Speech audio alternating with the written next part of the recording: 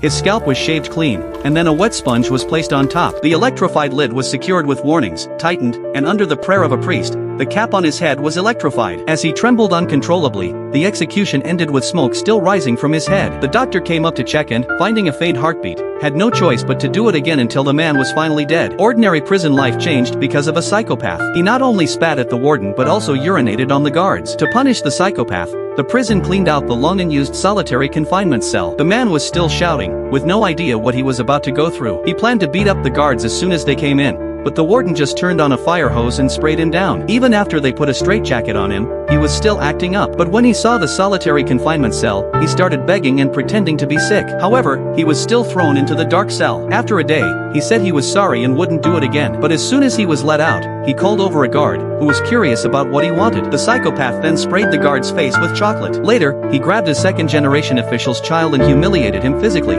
which scared the kid so much that he wet his pants. An old prisoner saw this and laughed at the kid, saying he was a bully who picked on the weak and was afraid of the strong. This made the kid really hate the old man. The old man knew he was about to die, and his only thought was his pet rat, hoping the guards would take care of it. But as he was talking to the guards about it, the rat ran out of the prison and was immediately stepped on and killed by the second-generation official's child. Faced with the guard's murderous look, the kid said that rats and pests had to be killed. Suddenly, a man reached out and said he could save the rat. Everyone was skeptical, but they handed the rat to the man. He held the rat and began to blow on it, and his hand started to glow. After he finished, he coughed and opened his mouth, and a swarm of insects flew out. He then squatted down, put the rat down, and miraculously, the rat came back to life. The guards in the prison all hated the second-generation official and wanted him to leave, but he insisted on handling an execution. The guards agreed to his request. When it came time to execute the old man, the second-generation official didn't wet the sponge as required, causing the old man to die in great pain, with smoke rising from his body and then his entire body starting to burn. The guards couldn't stand it anymore and punched the second-generation official, telling him to take his things and leave.